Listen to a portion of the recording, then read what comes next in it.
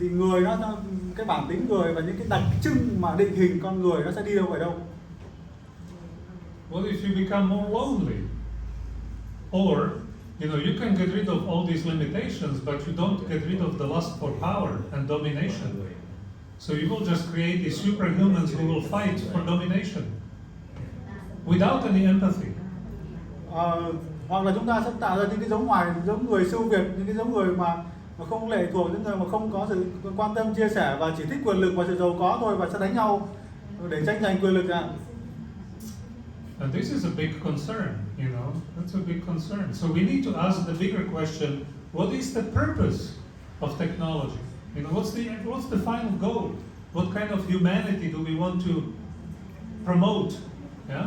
Và đấy là câu hỏi lớn nhất, câu hỏi rất là lớn, mang tính quyết định trong việc là chúng ta dùng công nghệ đến đâu, và cái giống loài nào mà chúng ta muốn tạo ra. Chúng ta muốn tạo ra cái giống loài gì, cái giống loài đấy có mục đích gì, có sứ mạng gì, và có khả năng làm cái gì.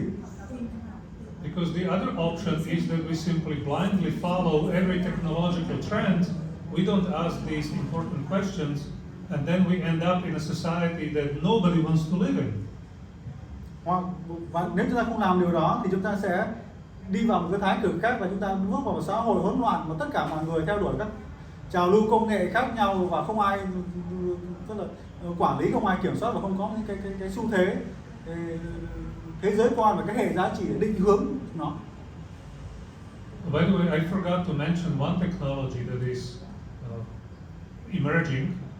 It's not there yet, but it's emerging, and that's the technology of metaverse. And connected to this is the goal of transhumanism, one of the goals, and that's the possibility of mind uploading to the metaverse, the virtual reality. Tôi quên không đề cập với quý vị một cái công nghệ rất là ảnh hưởng bây giờ, đó chính là metaverse, là cái công nghệ mà sẽ upload cái bộ não của quý vị lên cái đám mây ở trên kia. So that will be fun. Rất là thú vị nếu mà điều đó sẽ diễn ra. Xin mời các câu hỏi tiếp theo. Oh, sorry. The second question. Just very briefly.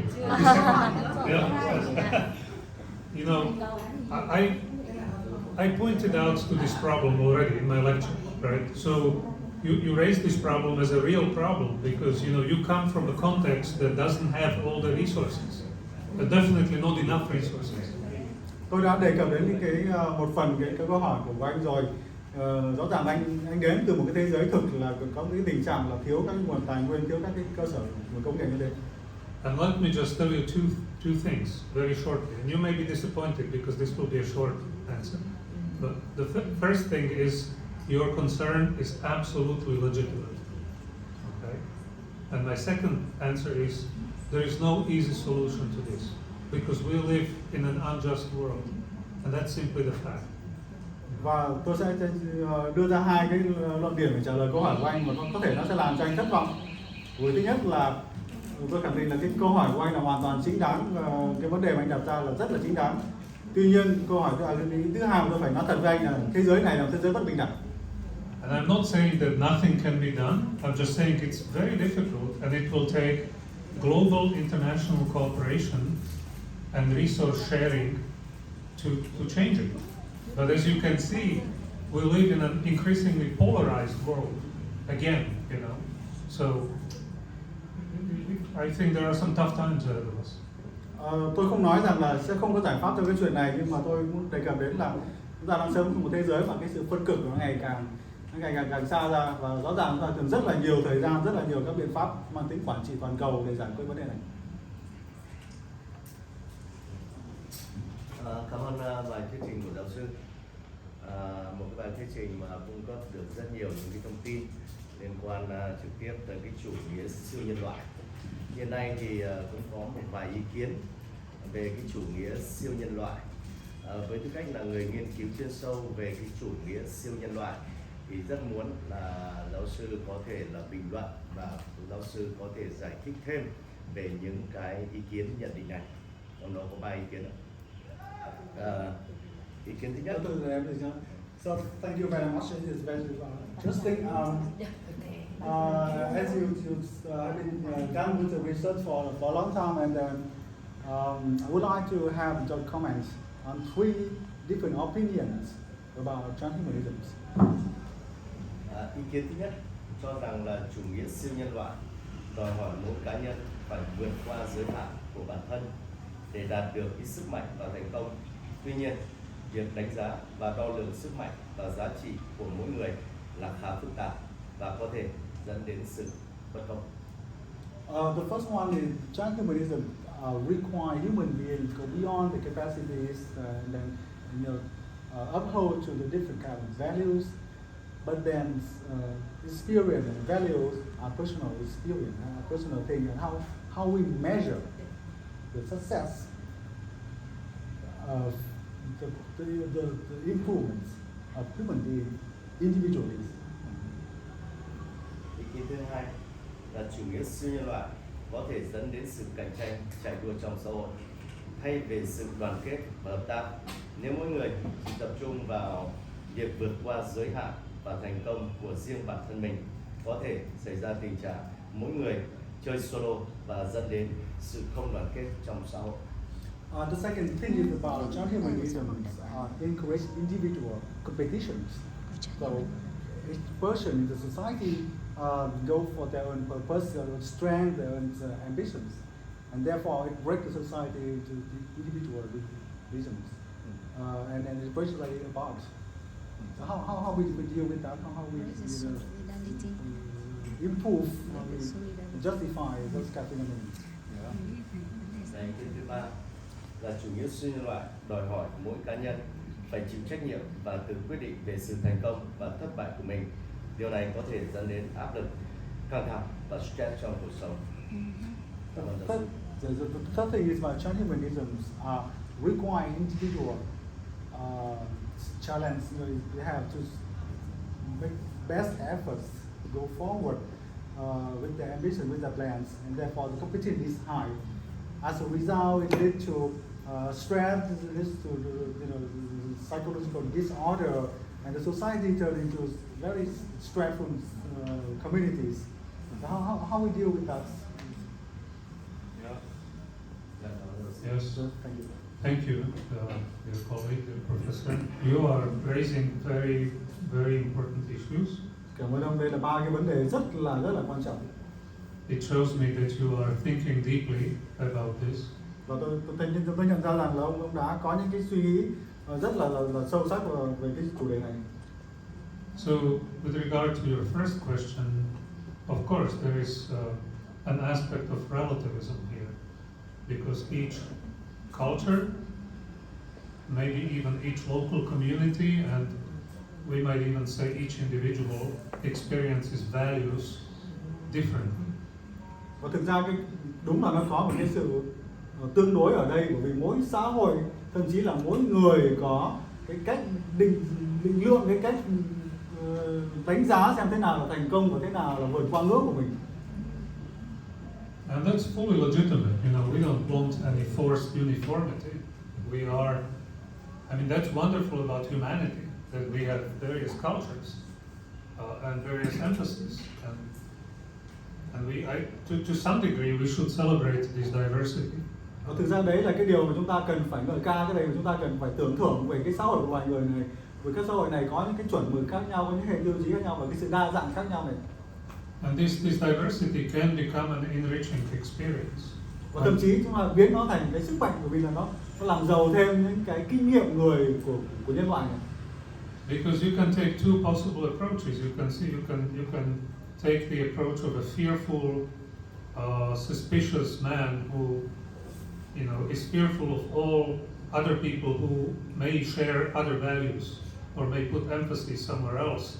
Or you can say, wow, I can learn something from these people. They're humans like me, and maybe there is something to learn and enrich my own experience. And I may disagree with some things, but it can be an enriching encounter to meet people from other cultures who may have slightly different values. Và thực ra cái quá trình tương tác này thì nó còn giúp chúng ta làm giàu thêm những cái kinh nghiệm và cái kỹ năng để chúng ta có thể mở rộng ra những cái khả năng của con người. Chúng ta nhìn thấy rằng cái xã hội kia người ta có thể thúc đẩy người ta tìm kiếm cái giá trị ở bên này, xã hội này thúc đẩy cái giá trị này, và thông qua quá trình tương tác này nó làm giàu thêm cái trải nghiệm người của chúng ta. But fundamentally,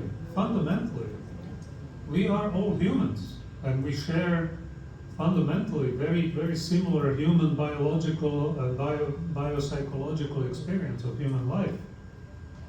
Nhưng mà xét đến cùng thì tất cả chúng ta đều là người cả, chúng ta chia sẻ những cái chuẩn chung về sinh học, chuẩn chung về tư duy này. We all want to be safe, and we all want our families to be safe. Chúng ta muốn mình được an toàn, chúng ta muốn gia đình của chúng ta được an toàn.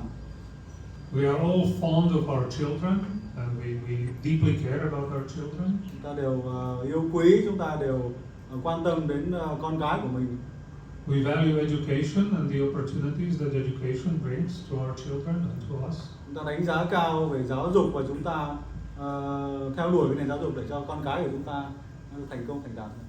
We value love and commitment and care and sacrifice for one another. Chúng ta trân trọng tình yêu, trân trọng cái sự sẻ chia, cảm thông và trân trọng cái sự hy sinh này những người khác. Yeah, we all value trusted friends, and we consider a trusted friends to be a big asset, a big enriching factor in my life. Chúng ta trân trọng những người bạn trung thành như này. Right? So I mean, these are very fundamental common experiences that unite us, and it's, I think, enough for you and I to acknowledge each other as common human. We share this as humans. We may have differences in other ways, but these fundamental human experience is pretty much the same. Và tôi nghĩ rằng đấy là những cái nền tảng chung này nó sẽ là cơ sở để chúng ta hình dung xem là cái công nghệ này nó sẽ là thúc đẩy chúng ta theo những cái điểm mạnh nào, và nó sẽ giữ được chúng ta trong cái form của cái cấu trúc của xã hội người đó. So as we together think about the challenges of transhumanism, I think this is what we want to protect. These fundamental values that we share. Và đấy là những cái giá trị mà chúng ta chia sẻ này cũng chính là cái mà chúng ta phải dùng công nghệ, chúng ta giữ được nó và thúc đẩy nó. Thì đấy là cái chung, của chúng ta. Okay. Question number one. Question number two, and now I'm looking in my memory. I can't access my chip. Wait a minute. Please, do you remember? Câu hỏi thứ hai là Give the comment. Nhân loại có thể dẫn đến sự cạnh tranh, chạy đua trong xã hội, thay vì sự đoàn kết và hợp tác. Nếu mỗi người chỉ tập trung vào việc vượt qua giới hạn và thành công của riêng bản thân mình, có thể xảy ra tình trạng mỗi người chơi solo và dẫn đến cái sự không đoàn kết trong xã hội. individual competitions, the breaking society away. Yes. Yeah. So I think we all agree that we want our society to have a certain level of cohesion. If the human community, the human political community does not have enough internal cohesion, mutuality, things fall apart, and people turn against each other, people don't care, things will not work. You need to maintain a level of cohesion in the society.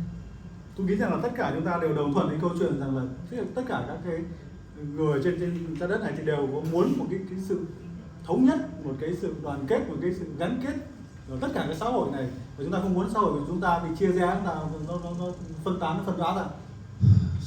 So you are right to see here a potential problem, because if we use technology to create highly competitive individuals, where the absolute value will be to be as competitive as possible, to win the best prize. This is not a good enough foundation for the society to stay together strong. Và ông đã đúng, ông hoàn toàn chính xác cái chuyện là đúng, là cái mối quan tâm của ông rất là đúng ở đây là khi mà chúng ta tập trung quá nhiều vào cạnh tranh của cá nhân và thúc đẩy cá nhân và chỉ giành được chăm giành được cái giải nhất mà thôi, thì đúng là xã hội, cái nền tảng cấu trúc của xã hội của chúng ta sẽ bị lung lay. And I think you can see some positive examples in the world where these societies have found a good way to fight against this excessive individualism and competitiveness. Nhưng mà đồng thời chúng ta có thể tìm ra một vài cái ví dụ mang tính tích cực ở trên thế giới về những xã hội mà họ đã tìm cách để hóa giải, tìm cách vượt qua cái vấn đề này. For example, in the Nordic countries, in Finland, Norway, Sweden, when they educate kids up to the university level, they emphasize cooperation and help. They emphasize group work and cooperation instead of competitiveness. Ví dụ như là các xã hội ở Bắc Âu, ở Na Uy, Thụy Điển, Phần Lan chẳng hạn, trong cái nền giáo dục của họ thì một phần quan trọng trong cái giáo dục này chính là giáo dục tinh thần hợp tác thay vì là đơn thuần thúc đẩy về cạnh tranh. Of course, you still compete, but they do emphasize this value that besides competition, there is value in having a team, in sharing your ideas, in helping each other, because then they help you too. It's a win-win game. Dĩ nhiên là ở đấy nó vẫn có cái sự cạnh tranh, tuy nhiên người ta cũng đồng thời nhấn mạnh cái chuyện là hợp tác, bởi vì là thực ra là vừa hợp tác nhưng mà họ giúp cả mình nữa, và vì thế mà đó là một cái cuộc chơi mà cả hai bên đều có lợi. And my understanding is that they also do it in Japan very much. Có thể trong cái hiểu biết của tôi thì họ cũng làm cái điều này ở Nhật Bản này. So again, very very good question, and we need to look for ways how to develop and implement these technologies so that we don't fragment society, but rather that we uphold some mutuality and cohesiveness. I don't have the answers. How do we do it? So I didn't come here to give you ready-made answers, but to ask the right questions and to point our attention that this is important. We need to study it. We need to, before we implement these technologies, we need to have some clear ideas of what could go wrong and how to prevent it. Ông nói rất là đúng khi mà đặt ra những câu hỏi như thế. Và tôi đến đây không phải trong túi có một cái câu trả lời mà có sẵn trong, mà thực ra tôi đến đây để đặt ra một cái câu hỏi, và bây giờ là việc đặt ra câu hỏi đúng sẽ tạo ra những cái hướng mà chúng ta có thể nghiên cứu, hướng mà chúng ta tìm hiểu để trả lời những vấn đề mà ông đặt ra. Yes. Thân cô Ma là này. It's okay. It's okay. Professor Trần Hương. Thank for the very presentation. I was a question. Does transhumanists have any influence on the ideas of current ruler in the world? Does transhumanists have a relationship with hegemonists? And how is the social structure change unipolar on the unipolar in the world? Là tiếng Việt nhé. Chị muốn hỏi cái câu này, tức là cái quan điểm của ông ấy về cái chủ nghĩa siêu nhân ấy, thì nó sẽ ảnh hưởng gì đến tư tưởng của các nhà cầm quyền hiện nay, và nó có liên quan gì đến cái tư tưởng bá quyền thế giới hay không, và nó có ảnh hưởng gì đến sự thay đổi cơ cấu xã hội? Thank you. Again? So the question is, how much influence transhumanism imparted on politicians today? Today? Yes, politicians, how they perceive transhumanism and it translates into the policies, and how it impacts on social structure in the world, impact on geopolitics in the world. That's the big picture.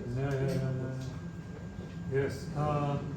So first of all, I cannot access the minds of the politicians, so it's difficult to say.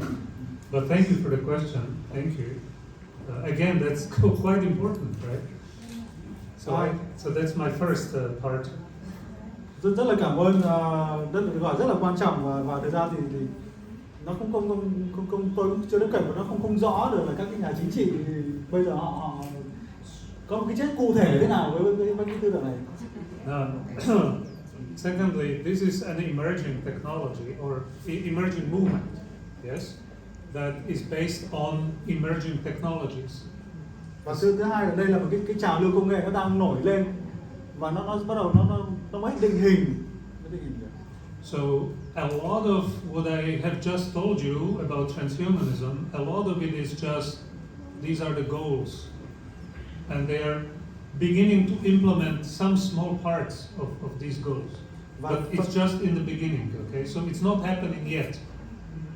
Và phần lớn những cái mà tôi trình bày với chị ở đây thì là nó đang ở trong giai đoạn định hình và nó chỉ được ứng dụng một phần nhỏ thôi, cho nên nó chưa tạo ra những cái phổ rộng như là chị đang hình dung về một cái chuyển dịch của như thế.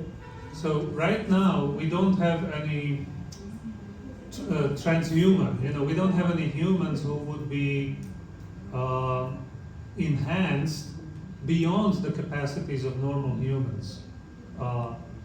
Except for maybe a few instances where we have people with some implants already, a few, but this is more therapeutic. It helps them regain normal abilities instead of enhancing. You know, it's therapeutic use instead of enhancement. Ví dụ là ngay lúc này tôi đang nói chuyện với chị thì chúng ta chưa có một cái tầng lớp siêu nhân nó chưa ra đời, mà nó mới chỉ là một cái một thế và một vài những cái người ví dụ như là bị khuyết tật chẳng hạn thì họ được can thiệp để nâng cao, để phục hồi những chức năng họ mà thôi. Còn có lẽ chúng ta phải chờ đến một khi mà cái tầng lớp siêu nhân này xuất hiện thì chúng ta mới hình dung ra được nó sẽ ảnh hưởng thế nào. But let me finish the third part, because there is a third part. You know, how might it influence in the future the politicians, right, and the political order, Social structure. social structure, yeah. It depends. Ông ấy sẽ trả lời nốt một ý đó. Yeah. So it depends on the kind of government that we will have. You know, it's difficult to predict. We can only speculate. It's not so easy. Yeah. But we can speculate that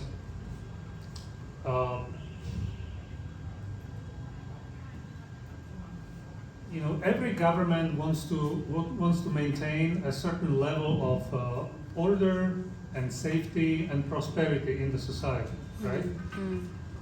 So the temptation is to use these technologies to prevent bad things from happening, but this may mean that you will limit people's freedom so that you can prevent certain abuses or certain things from happening, right? And this, every government will have to deal with this. It's a balancing act. How much freedom and space we need to let people have to freely develop, to freely use these technologies, and how much will the government itself try to use these technologies to surveil, to make surveillance, and to make sure that nothing goes wrong. It's a balancing act, and each government will have to choose how far they will go. You know, there is no global answer to this. Về câu hỏi về bá quyền, chủ nghĩa bá quyền và câu hỏi về cái triển vọng về cấu trúc xã hội của chị thì tôi có thể dự báo về tương lai một chút ở đây là thực ra mỗi loại hình thể chế chính trị nó sẽ có các mục tiêu và cách thức để ứng dụng cái chuyện này vào một cái mục đích khác nhau của nó. Tuy nhiên từ góc độ nhà nước mà nói thì tất cả nhà nước đều muốn là gì ạ? Đều muốn xã hội của mình yên bình, đều muốn xã hội của mình được quản lý. Cho nên là rõ ràng là nó sẽ luôn luôn có cái câu chuyện xung đột giữa nhà nước và các thể chế cầm quyền đối với cái việc là cái quyền tự do của con người để được ứng dụng và tiếp cận tất cả cái này. Thì đấy là một vấn đề mà tất cả xã hội đều phải gặp phải thôi. But what happens if we reach the level of singularity, and what happens if we truly have a general artificial intelligence that has all the data about our society? You know, we can upload all the sociological data, medical data, energy infrastructure data, transportation infrastructure data, and this AI, theoretically speaking, could have access to all these data. One AI. How will it change the governing structure of that country? If the government then decided, well, let's always consult the AI, what would be good decisions for our country, because it has the data and it can access the data immediately, whereas we need days and weeks to analyze it, right? So maybe it can make smarter decisions than we can, and it is not selfish, but humans are selfish and corruptible. So we can just sort of think, will some maybe small countries say, okay, we will put it in our constitution that the government cannot make a decision without first consulting the AI? I don't know. This is just a speculation. I don't know, but it's an interesting speculation. Và cái câu hỏi và cái vấn đề cuối cùng là liên quan đến quản trị nhà nước. Chị tưởng tượng là một cái xã hội mà cái AI nó sẽ có tất cả các thông tin, tất cả cái dữ liệu về tất cả mọi thứ ở trong đầu của quý vị, trong đầu công dân, rồi dữ liệu về môi trường, dữ liệu về năng lượng chẳng hạn thế. Thì cái việc ra quyết định bây giờ thuộc về ai? Chính phủ và giới chính cầm quyền đơn giản nó sẽ hỏi AI làm thế nào tốt nhất, chứ không phải hỏi người dân nữa. Vậy thì lúc đấy thì con người thế nào, rồi quyền lực ra làm sao? Because the obvious next question is, how can I trust the AI? Câu hỏi tiếp theo là làm thế nào mà chúng ta có thể tin được AI?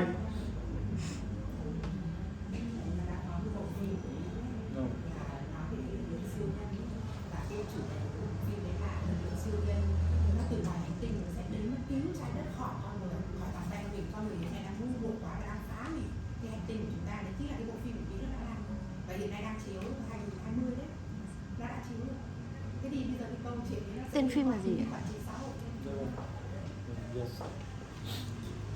Dũng.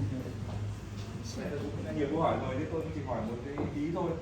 Còn là cái công nghệ 4.0 này nó đã có thể tạo ra con người siêu nhân loại này được chưa, hay là phải chờ đến cách mạng 5.0 hay 6.0?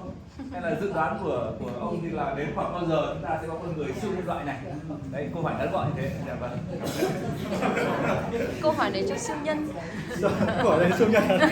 Câu hỏi này cho siêu nhân. Siêu nhân mới trả lời được. Superhuman. Is that 4.0 industrial revolution ready to produce superhuman, or we have to wait for 5.0? Well, we've only just begun to speak about Industrial Revolution 4.0 just recently. I told you 10-15 years ago. It's a very new phenomenon. So I think we can be optimistic. I think with the technologies that the Industrial Revolution 4.0 is giving us, I think we can already make some enhancements on humans, and these technologies progress very quickly. Như tôi đã trình bày với ông thì rõ ràng là cái 4.0 này chúng ta mới chỉ nói về nó cách đây khoảng hơn chục năm thôi, và tất cả mọi thứ chỉ bắt đầu. Nhưng mà ông nên lạc quan là mọi thứ nó sẽ thay đổi rất là nhanh, và tôi tin là khuyên ông là nên lạc quan về tương lai của công nghệ. So some experiments have been conducted, but not on humans, on animals. Một số những cái thử nghiệm để bắt đầu, nhưng mà không phải trên con người mà trên động vật rồi.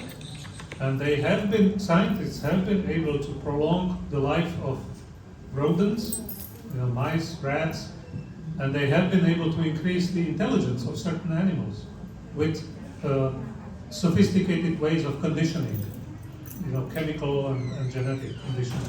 Và trong phòng thí nghiệm thì ví dụ như là người ta đã có thể gia tăng tuổi thọ của các loài gặm nhấm bằng cách là thay đổi về gen, thay đổi về hóa chất, thay đổi điều kiện sống của nó. So these technologies are emerging, which means they're not science fiction. We know that fundamentally we can do it. Of course, we can't do it safely on humans yet, because we don't know, precisely yet how. We are trying on animals, because if something goes wrong, the animal dies, right? But you don't want to do it on humans until you can do it safely. But fundamentally, we know it works. We can do it. Nhưng mà rõ ràng đây không phải là tiểu thuyết nữa, khoa học viễn tưởng nữa, mà chúng ta biết rằng chúng ta có khả năng làm được đó, và chúng ta đã làm được rồi với là động vật. Cái điều chúng ta chưa biết rằng nó có an toàn cho con người hay không, chúng ta đang phải chờ kiểm định cho nó. But we can do it is not the same as we should do it. Nhưng mà cái việc chúng ta có thể làm nó hoàn toàn khác việc chúng ta nên làm. Especially not before we ask some tough questions and before we implement certain accountability mechanisms and control structures. Đặc biệt là khi mà chúng ta chưa có các cái hệ pháp lý, rồi chúng ta có cái luật pháp hoặc là quy định về luật pháp. And this is my point. This is my point. Sorry, I've been sitting too long. I'll stand up now. So my point is, do you know the phrase that once the genie is out of the bottle, you can't put him back in?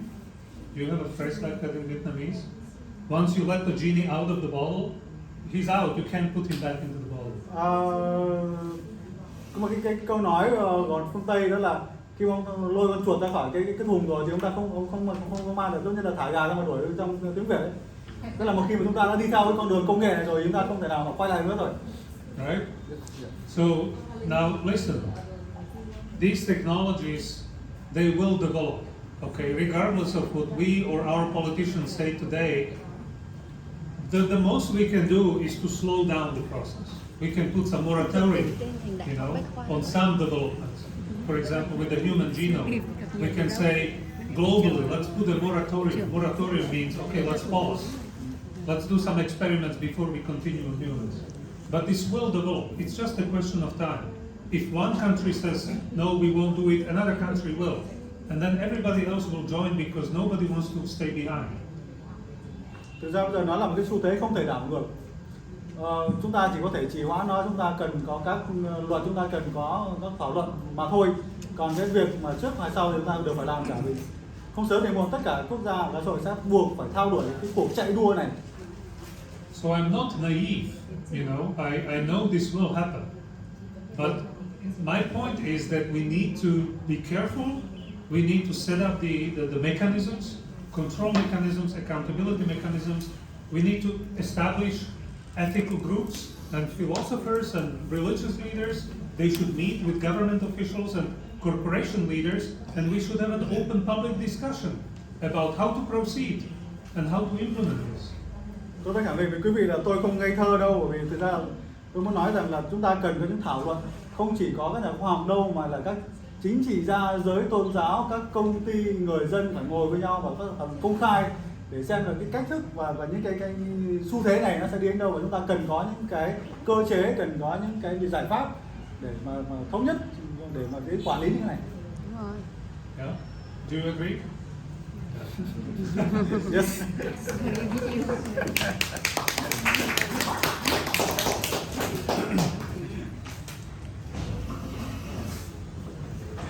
Thank you very much, Professor, about very interesting presentation. I hope we have many lecture you about the topic we will research, and we progress. We have flower and gift for you. Rất là cảm ơn giáo sư đến đây và một bài nói rất là thú vị. Tôi chờ đợi những hợp tác ở trong tương lai.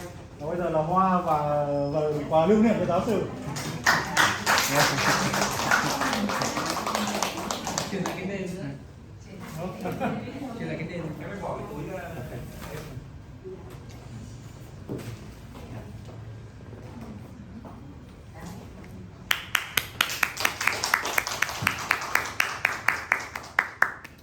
Thank you for receiving me so kindly.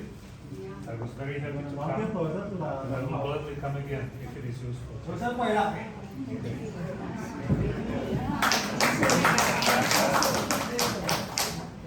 See you in the international workshop. Là ngày hôm hội thảo quốc tế của chúng tôi sắp tới. Okay. Yeah, it's very kind. Very kind of you.